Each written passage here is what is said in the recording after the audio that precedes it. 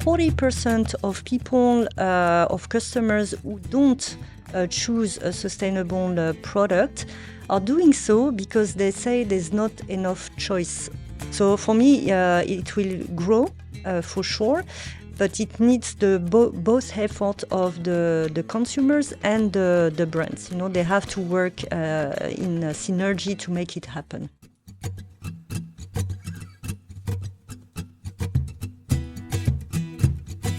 I'm Tatiana Antonelli Abeya, founder of Goumbook, and you're listening to Forward Talks, Conversations That Matter. This episode continues our special series, Climate Leaders Rising Up to COP28, in partnership with MasterCard with the support of Dubai Government Media Office. We're sharing inspiring stories of sustainability leaders and climate champions driving impact from our region to the world. I'm joined today by Florence Bulte, Chief Sustainability Officer at Chalhoub Group. Chalhoub Group has been a creator of luxury experiences across the Middle East for over 6 decades, and Florence is responsible for fostering their culture of business ethics and integrity, and promoting sustainability through advocacy and partnerships. We talk about how they engage with their supply chain to embed sustainability across the group, how the luxury industry is working on recycling and circularity, and her expectations from COP28.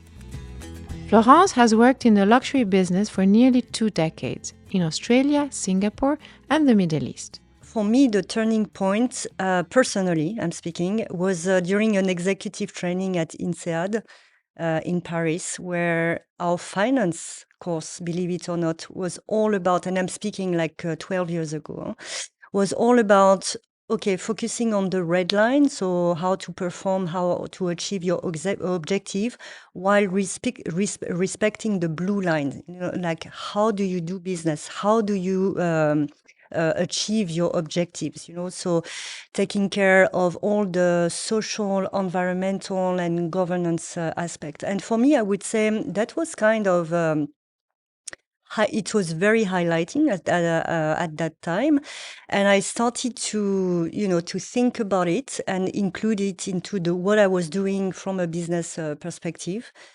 And at that time, I was working for Chalhoub, and in 2015, I was proposed, to take over the sustainability for Chalhoub and to, fully put into implementation this concept on doing a business, but doing it in a very purposeful way.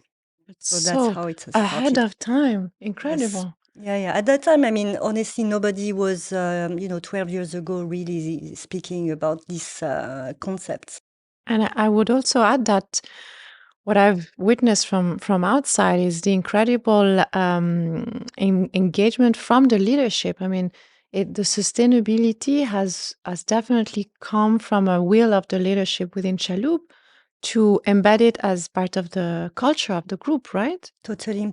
Because so first, again, it's a family business, and again, the vision was also to take part and to become a member of the United Nations Global Compact in 2014. And again, for a family business, it was quite a commitment, and that's how everything started. So we built, a division, a sustainability division. We built a strategy. And with this engagement, we had the responsibility to issue a sustainability report every year, which was, publicly available. And everything started from that because we wanted to walk the talk. We wanted our KPIs to be relevant. So we needed to have access to data. At that time, having access to data was extremely difficult. So we started to build, some internal process software to capture this data, create an ecosystem of data owners. If I'm thinking about diversity and inclusion, or the planet, the environmental side. How do you capture data? How do you create your baseline? How do you set KPIs which are relevant, bold, but realistic for your business? So that's what we did in 2014. And I'm proud to say also that, for the first time last year, this sustainability report was audited by a third party, which is also extremely important because you need to obviously, you have obviously a qualitative part, but the quantitative part is extremely important, and you need to show progress. And even sometimes if things are not going as fast as you want, but you need to be super transparent about it. This is a very good point also, because when we talk about reporting nowadays, there are so many frameworks out there. You have your internal reports, or you choose the one framework, but you report your own way, and it's very hard. A very small amount of companies actually have their reports audited, and as a consumer or as a third party, it's hard to understand how much that report is actually useful, or is the data really accurate? But you come from an industry that is very complicated.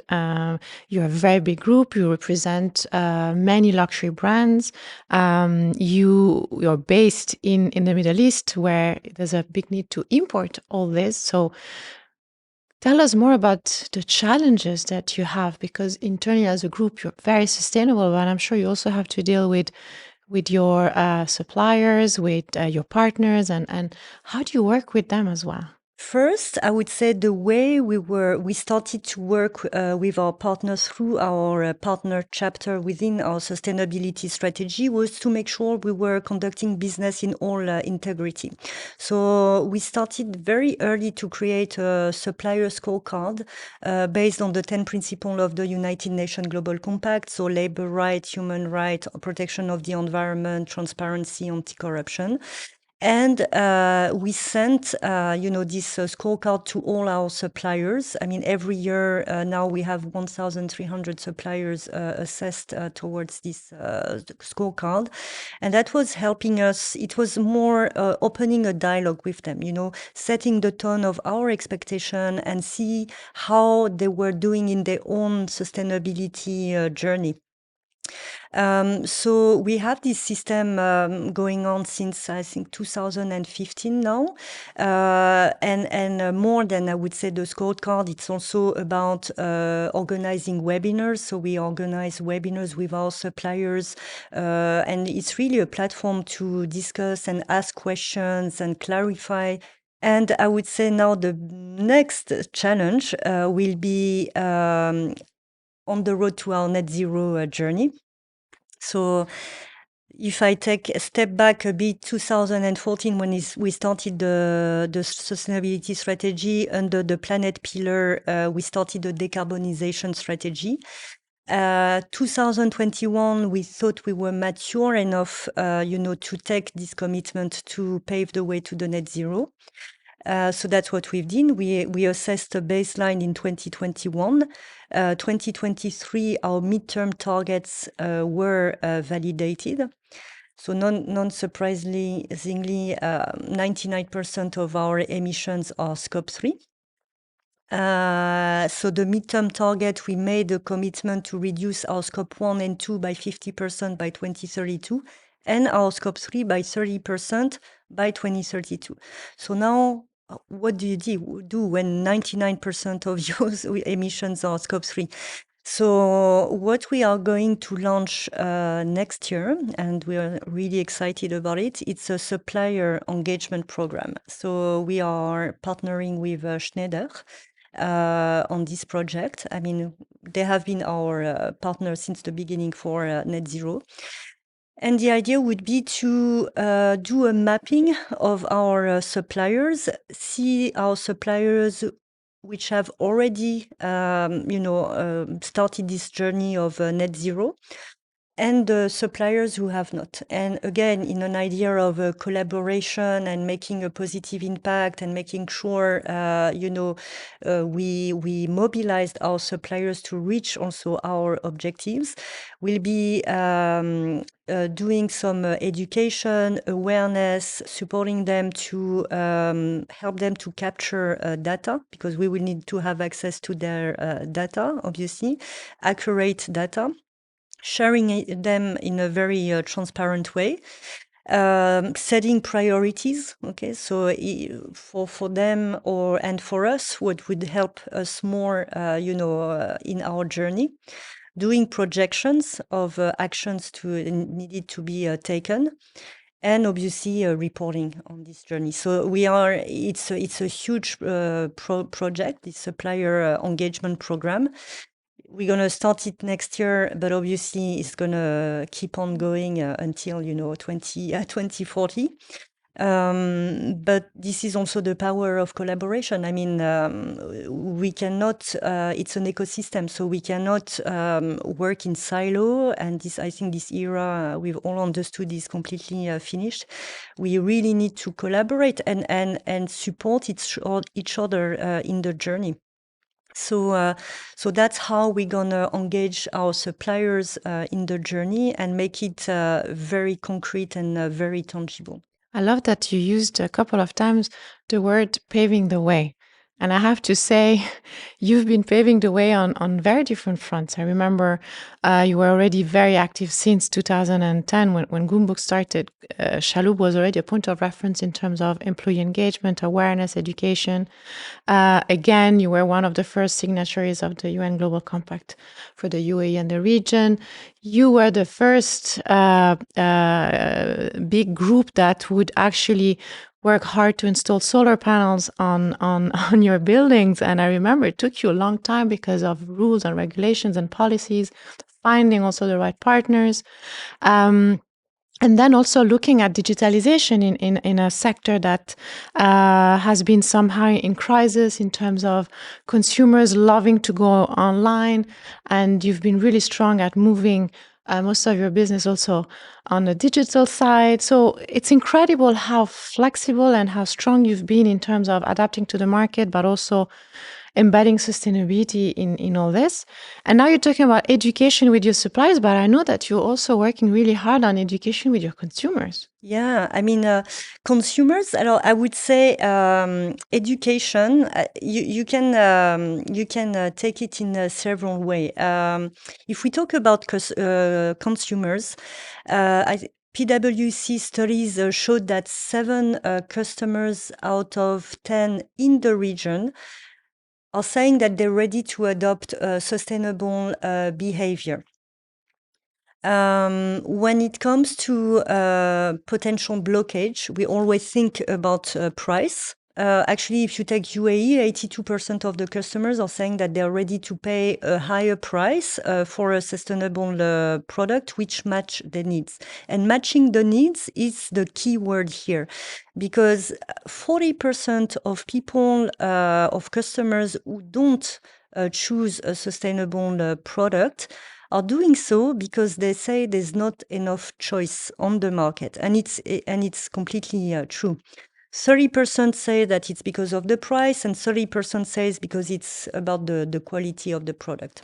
So when you say educating, I think it's also, as a retailer, it's a responsibility to put on the market choice for the customers, and show them that yes, you can choose this product, and this will fit, the mindset shift that you want, because sometimes you're thinking about it, but at the end, if you don't have a product in front of you who is matching your need in terms of, if we take our case, design, you just don't buy it. So that's also what we want to do with our customers. So we have an internal strategy division, which showed that more than 60% of the luxury customers in the UAE are ready to buy pre-loved items, for example. So based on that, again, because I really think it's our responsibility and it makes business sense to provide, the products our customers want. Level Shoes, our shoe concept in Dubai Mall, have created an online business of pre-loved Really?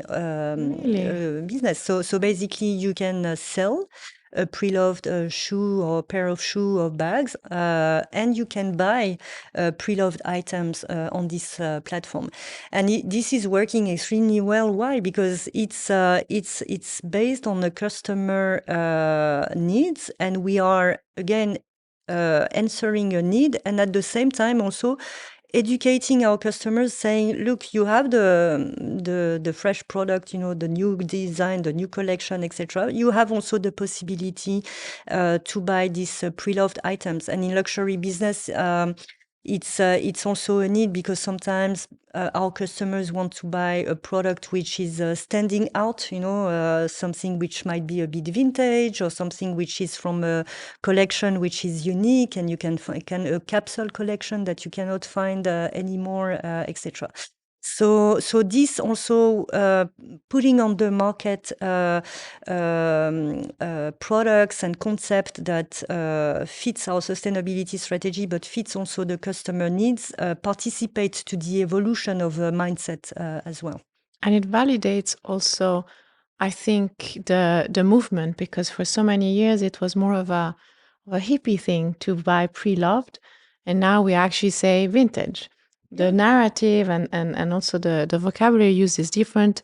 The fact that such a luxury brand such as Level Shoes is actually offering these items means that they're valid.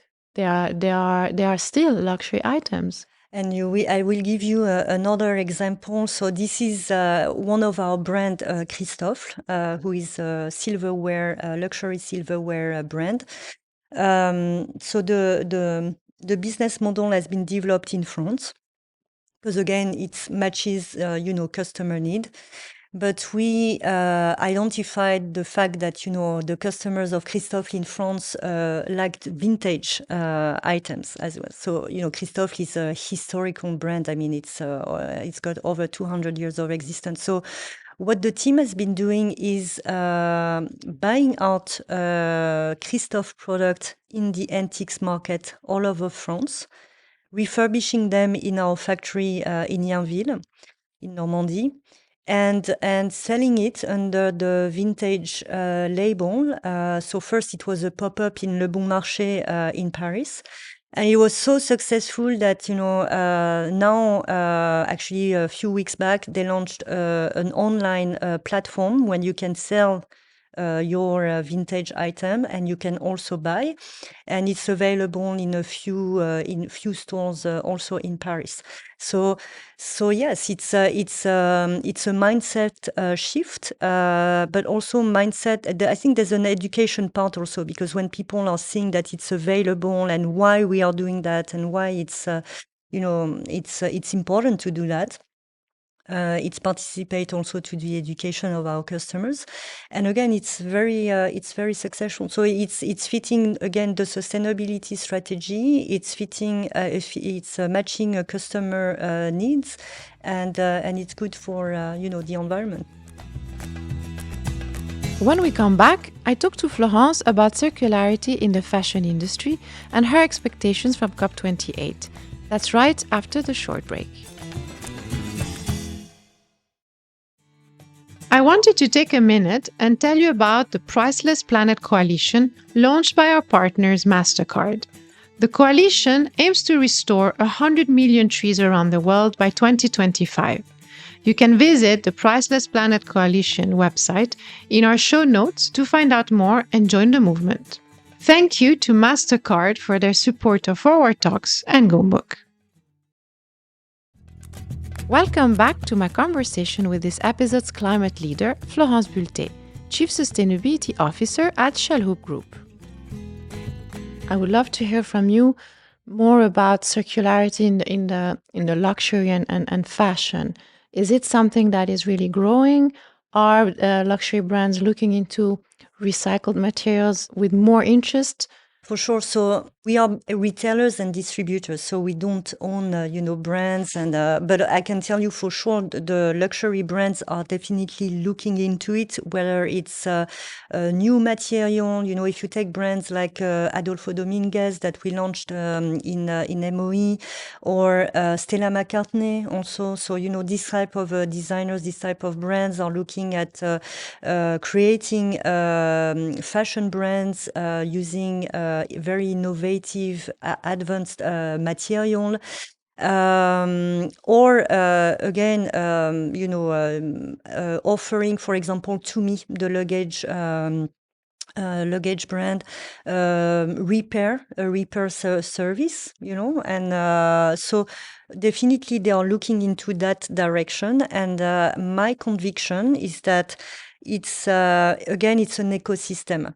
So it will gain in power when the brands will be able to offer more of this service and more of this business concept on the market, and put more product like that on the market, and when the customers will ask even more for it.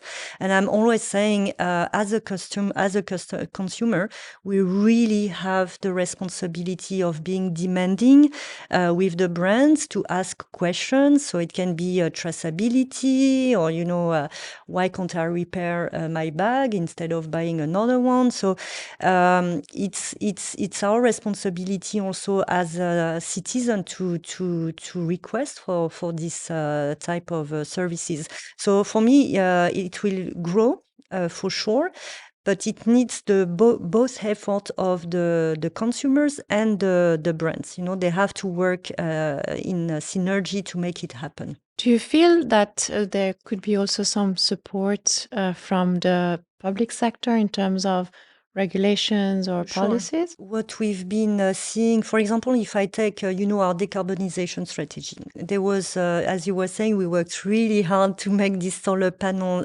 implemented. Now I'm proud to say we have 4 sites equipped with a solar panel in the UAE. But we would like to, them up in the other 7 countries in which we operate, and we are blocked by regulations.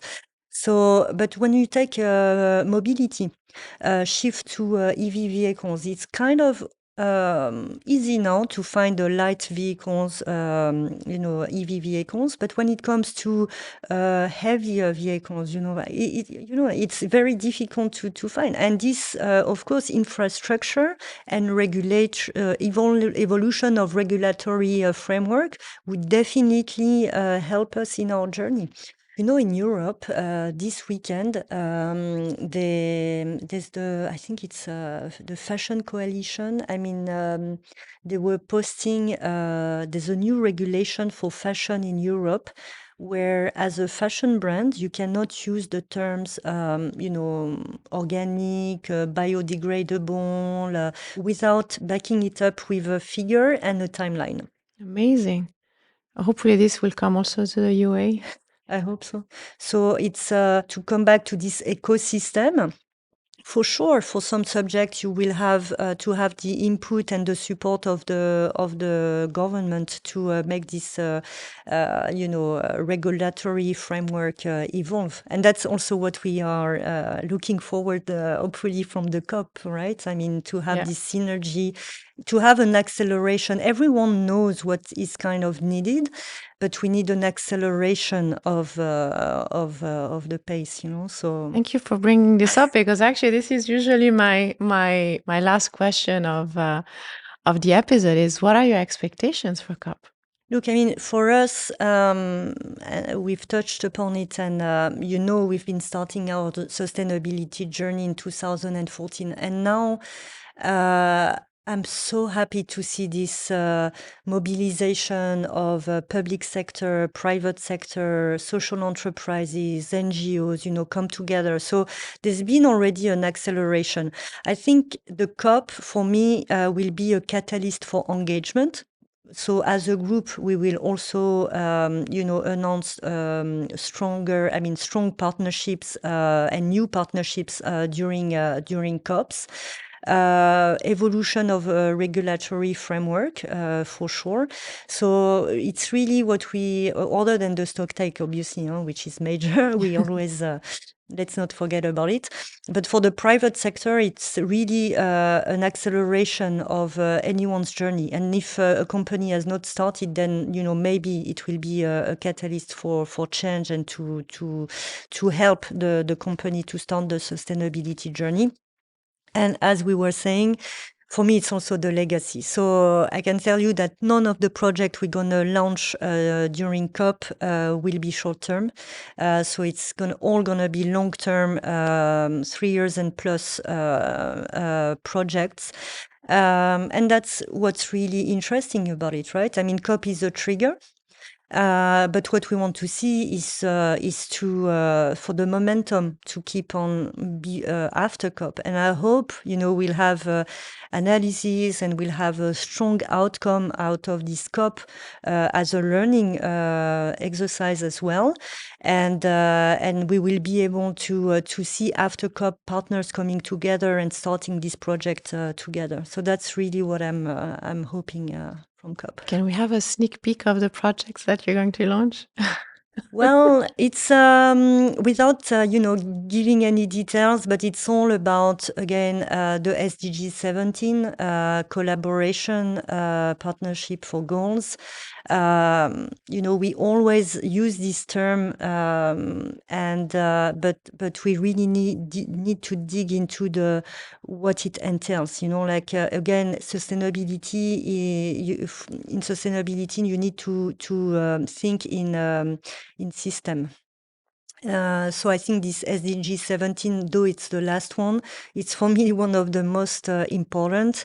And so it will be, our project will really be about, strong and innovating partnerships. Thank you so much, Florence. Thank you for your time. I know you're very, very busy lately. And I really look forward to seeing you at COP and learn more about your project. Thank you, Tatiana. Thank you thank you to Goumbook for all the great things you are doing. Thank you. Thank you. Bye. Thank you for joining me today. This special series of Forward Talks is brought to you by Goumbook in partnership with MasterCard and with the support of Dubai Government Media Office. I'm Tatiana Antonella Beia, and this episode was produced by Samantha K. Roos, Anuradha Bhattacharya, Janelle Lopez, and Chirag Desai. See you again soon.